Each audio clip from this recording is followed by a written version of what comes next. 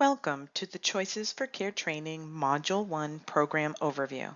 This training is designed for Choices for Care providers, case managers, and service coordinators.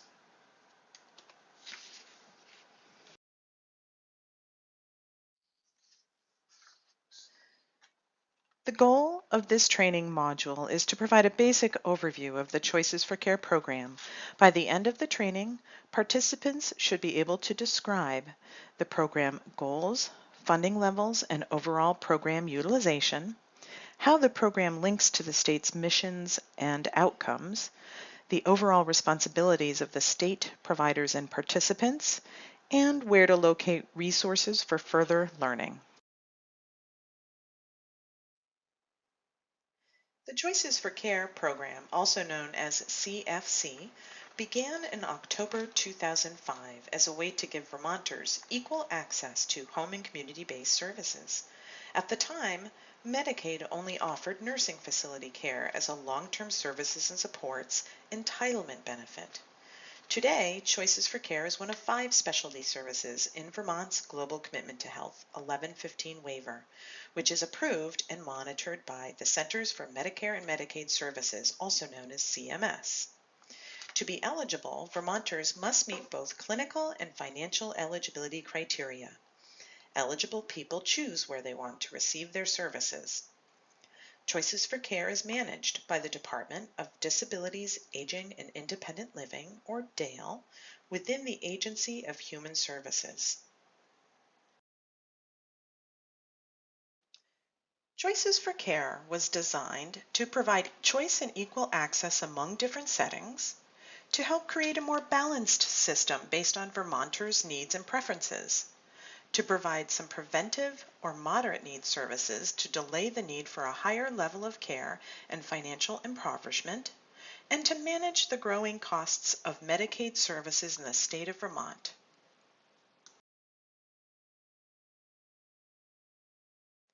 Choices for Care was created with 3 eligibility and funding groups: highest needs, high needs, and moderate needs. Highest needs and high needs are both considered nursing home level of care. They offer the same package of services and require Vermont Medicaid eligibility. Depending on a person's income, they may be required to pay a monthly patient share to be eligible for Medicaid to pay for their Choices for Care high or highest need services. Highest needs eligible people have the greatest clinical needs and are entitled to Choices for Care enrollment. High needs eligible people have slightly lighter clinical needs, and services are available as long as program funds are available. As of 2017, funding was available and there was no wait list for people who meet high needs clinical eligibility. Moderate needs is intended to provide a smaller amount of services to people who have lighter needs and do not require nursing home level of care. Funding is limited by the state budget process and is managed by regional providers.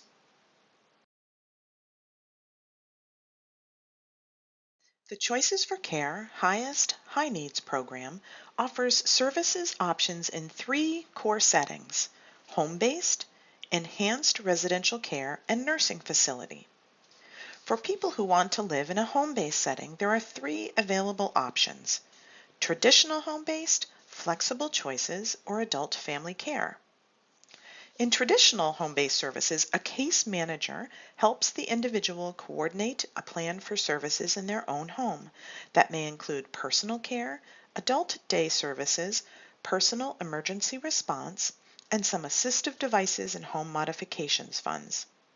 Care may be provided through a local designated home health agency, or if eligible, individuals may hire their own caregivers through the self-directed, consumer, or surrogate-managed option. The individual chooses either their local area agency on aging or designated home health agency to provide case management services. The Flexible Choices option is the most flexible package and requires that the individual or an eligible surrogate take on more responsibility for managing their own budget and services as the employer. A consultant from Transition 2 helps the employer create an allowance and budget for services in the individual's own home. The employer must work within their budget and coordinate their own services. The adult family care option is for people to receive their services in an unlicensed family home. Services are managed through an authorized agency who matches the person with a contracted home provider and other long-term services and supports. This is the most home-like 24-hour live-in care option that Choices for Care offers. The Enhanced Residential Care, or ERC option, provides skilled nursing, oversight, 24-hour supervision, personal care, meals, and activities in a Vermont licensed Level 3 residential care home or assisted living residence. The individual pays for room and board, and Medicaid pays for the care. The nursing facility option offers individuals the highest level of skilled nursing care. Services include 24-hour nursing, supervision, therapies, personal care, meals, nutrition services, activities, and social services provided by a Vermont licensed nursing facility.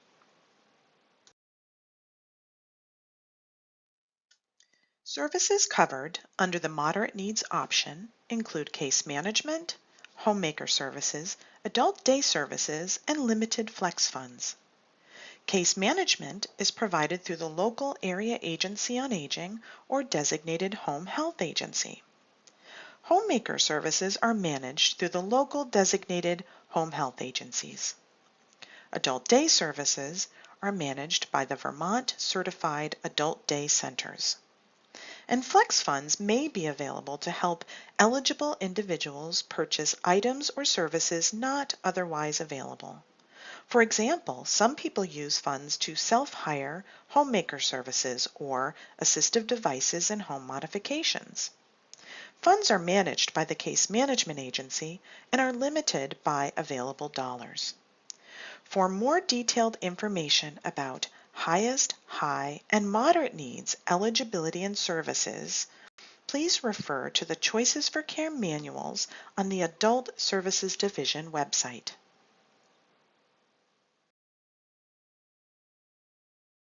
As of August 2017, there were over 5,600 people enrolled in Choices for Care in all settings across high, highest, and moderate needs funding levels. Almost 80% of people were enrolled in highest, high needs services, and 75% of all enrollments were people 65 years or older. This chart gives you a visualization of the total enrollments by setting.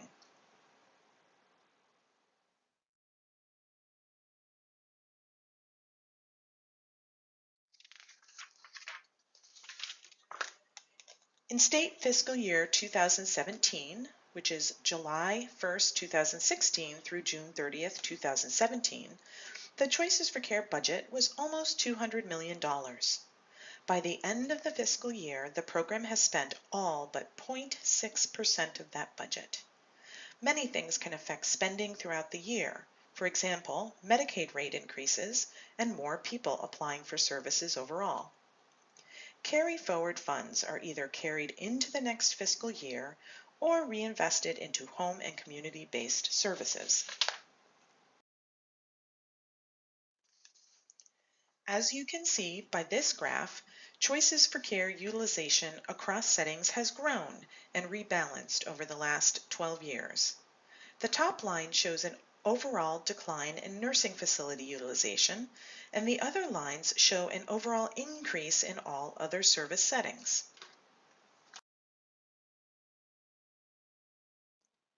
It is important to note that Choices for Care operates within the AHS and DALE missions and also links directly to 3 of Vermont's Act 186 population outcomes.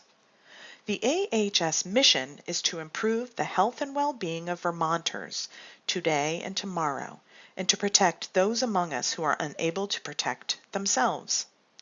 The Dale mission is to make Vermont the best place to grow old or to live with a disability with dignity, respect, and independence. And the relevant Act 186 population outcomes include Vermonters are healthy, Vermont's elders live with dignity in the settings they prefer, and Vermonters with disabilities live with dignity and in the settings they prefer. Vermont has an important role managing the Global Commitment to Health 1115 waiver. A part of operationalizing the Choices for Care program includes roles and responsibilities of the state, providers, and participants. Some of the most important state responsibilities include to assure that applications are managed in a timely, efficient, and accurate manner, to assure that eligible people have access to services based on state and federal standards, to assure qualified providers are following program rules and service standards, to assure that Medicaid claims for services provided are accurate and based on approved service authorizations, to monitor the health and welfare of participants, to assure participants' rights are maintained, including grievance and appeals, to manage performance measures and program budgets, and to assure that the federal global commitment terms and conditions are being followed.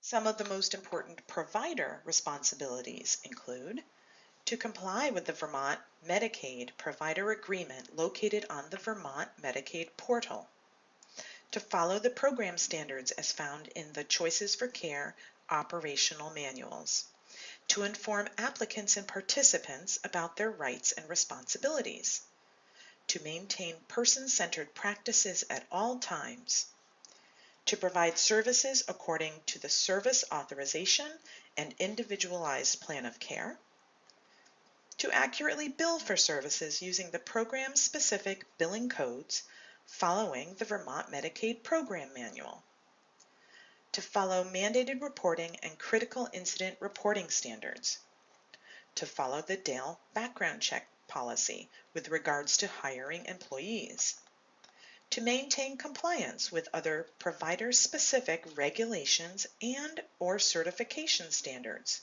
and to participate in required trainings, audits, and quality reviews. Participants also have important responsibilities as well.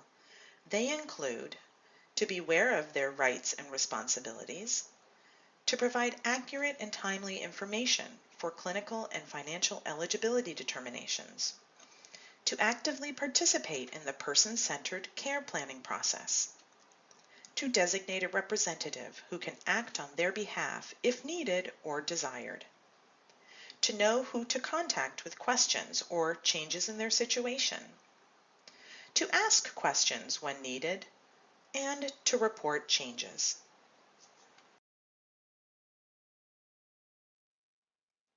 It is very important that providers, case managers, and service coordinators become familiar with the Adult Services Division website.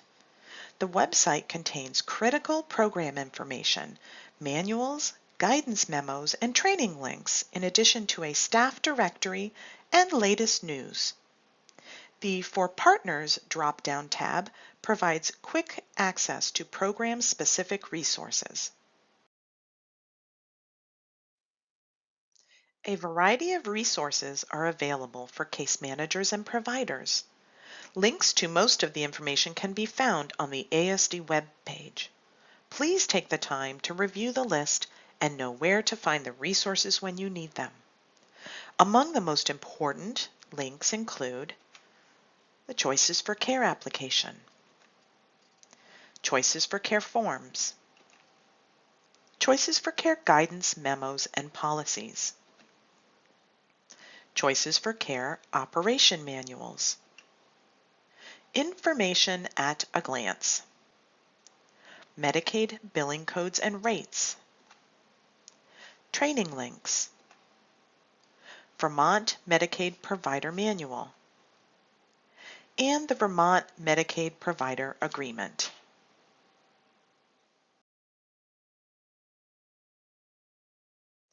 Many Vermonters are helped every day by the Choices for Care program and its dedicated partner agencies. These are people just like you who want to live the best life they can in the way that they choose. Meet Shirley. Shirley is a 91-year-old retired nurse educator.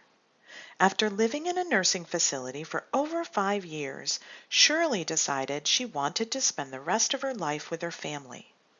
So with the help of the nursing facility discharge planner, the local area agency on aging, and the local home health agency, Shirley was able to return home on Choices for Care and is now spending quality time with her family. Meet Nicole. During the 5 months that Nicole was recovering in a nursing facility, her 7-year-old daughter Natalie could only visit periodically. With help from Choices for Care, the Money Follows the Person program, and its many partners, Nicole and Natalie are now enjoying spending time together in their new home. Please take the following quiz to see what you have learned so far. Number 1. What is Choices for Care? A 1915C Medicaid waiver program. B. A home-based program for long-term care. C. An 1115 Global Commitment to Health Medicaid waiver program. D. Long-term services and supports for older Vermonters and adults living with a physical disability. Or E. C and D. The answer is E. Choices for Care is both an 1115 Global Commitment Program and long-term services and supports program for older Vermonters and adults living with physical disabilities. Number 2. What are 2 goals of Choices for Care? A. To provide long-term care insurance to Vermonters over 65. B. To provide choice and equal access among different settings. C. To help Vermonters receive durable medical equipment. D. To provide health insurance to uninsured Vermonters. Or E. To manage the cost of Medicaid long-term services and supports. The answer is B and E. Choices for Care was designed to provide choice and equal access among different settings and to help manage the costs by offering more less expensive home and community-based options.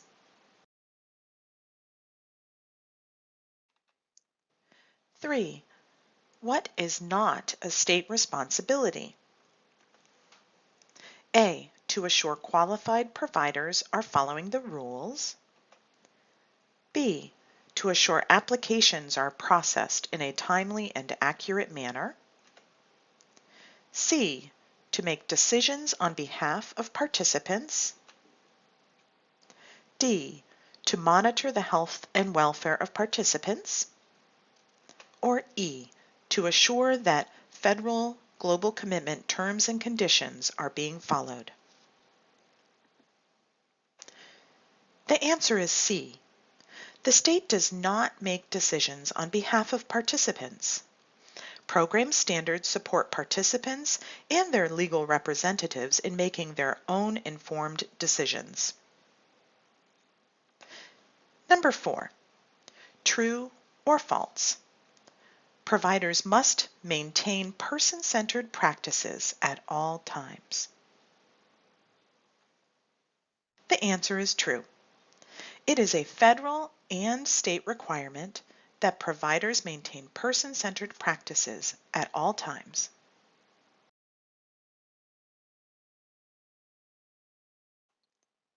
Number 5, true or false? It is best not to include the participant in the planning and decision process. The answer is false. The participant must always lead the planning process, even though they may designate a representative to participate on their behalf.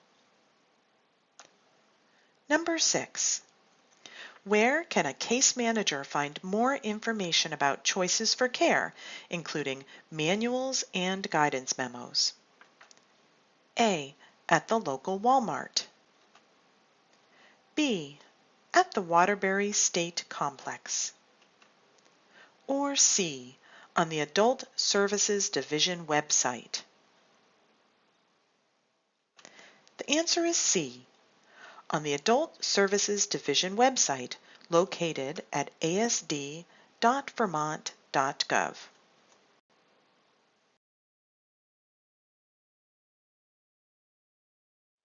Thank you for participating in the Choices for Care training, Module 1 Program Overview. To contact the Department of Disabilities, Aging and Independent Living, call 802-241-2401 or go online at dale.vermont.gov and click Contact Us.